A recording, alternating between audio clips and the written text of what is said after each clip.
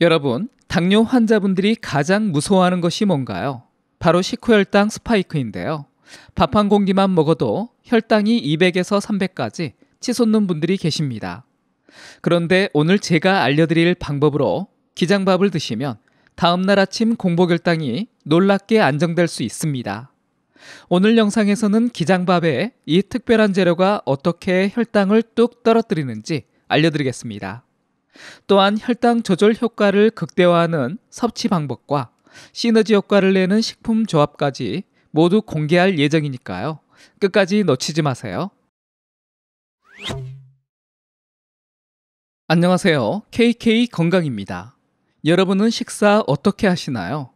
당뇨 판정을 받게 되면 가장 먼저 하는 것이 탄수화물을 아예 끊으려고 하십니다. 높아진 혈당을 잡기 위해서인데요. 그런데 이것이 옳은 것일까요? 탄수화물을 극도로 제한하면 오히려 위험할 수 있습니다. 우리 몸은 탄수화물을 주 에너지원으로 사용합니다. 탄수화물이 부족하면 근육이 빠지고 피로감이 심해지며 심지어 케톤산증이라는 위험한 상태에 빠질 수도 있습니다. 케톤산증은 혈액 내 케톤체의 수치가 높아져 혈액의 산도가 높아지는 질환인데요. 당뇨병 환자에게 특히 위험할 수 있습니다. 중요한 것은 탄수화물을 무조건 피하는 것이 아니라 건강한 탄수화물을 적절하게 섭취하는 겁니다. 그래서 혈당 지수가 높은 백미 대신 혈당을 천천히 올리는 통곡물로 밥을 지어 먹는 것이 좋습니다. 현미, 보리, 귀리, 여러 통곡물이 있지만 오늘 제가 특별히 소개할 곡물은 기장입니다. 먼저 기장이 왜 당뇨 관리에 좋은지 알아볼까요? 기장에는 식이섬유가 백미에 무려 3배 이상 들어있습니다. 100g당 약 8.5g인데요. 곡물 중에서는 상당히 많은 편에 속합니다.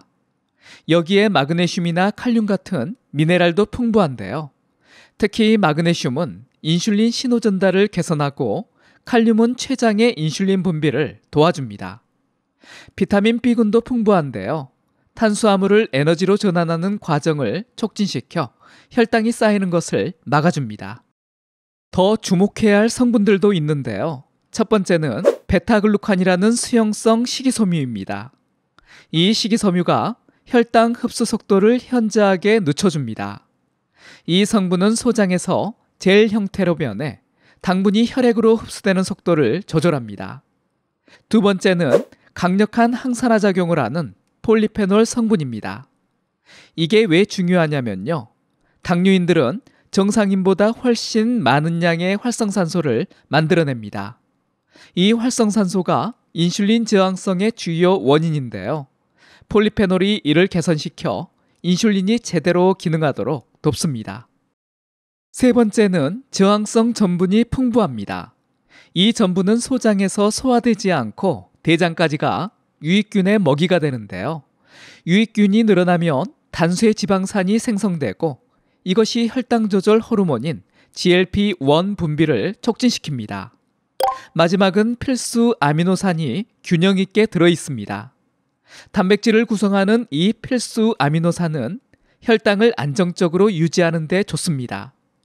특히 류신과 이소류신 같은 아미노산이 근육의 포도당 흡수를 촉진시켜 혈당을 낮춰줍니다. 그럼 기장의 혈당 지수와 혈당 부하 지수는 어떻게 될까요?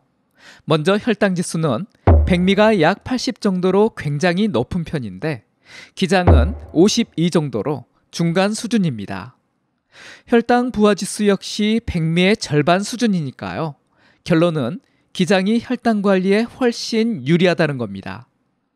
국제당뇨연맹에서 발표한 연구가 있는데요. 기장을 꾸준히 섭취한 당뇨병 환자들의 혈당이 12에서 15% 감소했고 당화 혈색소는 평균 17% 낮아졌다고 밝히고 있습니다. 기장만으로도 좋지만 같이 먹으면 당뇨에 더 좋은 식품들이 있습니다. 바로 올리브오일과 들기름입니다. 올리브오일에는 불포화 지방산이 풍부해서 탄수화물 흡수 속도를 늦춰줍니다. 밥의 GI를 10에서 15%나 감소시킨다고 하니까요. 정말 놀랍지 않나요? 들기름은 어떨까요? 오메가3 지방산이 인슐린 저항성을 개선시켜주고요. 항염증 작용으로 당뇨 합병증까지 예방해줍니다. 게다가 밥맛도 고소해집니다. 미국 당뇨병 학회의 연구가 있는데요. 엑스트라버진 올리브 오일을 고혈당지수 식사에 추가했을 때 식후혈당 반응이 현저히 감소했다고 발표했습니다. 한 가지 더 있는데요. 통들깨입니다. 통들깨에는 식이섬유가 풍부해서 혈당 상승을 억제하고요. 알파 리놀렌산이 인슐린 분비를 촉진시킵니다. 그리고 리그난도 들어있어 당 대사를 개선시킵니다. 그럼 이 식품들을 기장과 어떻게 먹어야 할까요? 먼저 기장밥부터 살펴보면요. 기장만으로 밥을 짓기보다는 쌀과 함께 혼합해 사용하면 좋습니다. 처음에는 기장을 30% 정도 넣고 점차 늘려서 70%까지 높이는 것입니다. 처음부터 무리하면 소화가 어려울 수 있으니까요. 천천히 비율을 높여가는 것이 중요합니다. 그리고 올리브오일과 들기름은요. 밥 지을 때 넣으면 좋습니다. 밥 2인분 기준으로 한 큰술을 넣어줍니다. 쌀을 씻은 후에 물을 버리고 올리브오일이나 들기름을 넣어 버무리듯이 잘 섞어줍니다.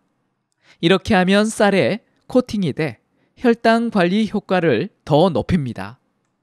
통들깨는 밥 지을 때 넣어도 되지만 그것보다는 지어진 밥에 한 큰술 넣어서 섞어 드시면 좋습니다.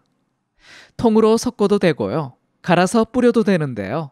갈면 소화 흡수가 더 쉬워집니다. 그런데 왜 밥을 지을 때 오일을 넣는 것일까요?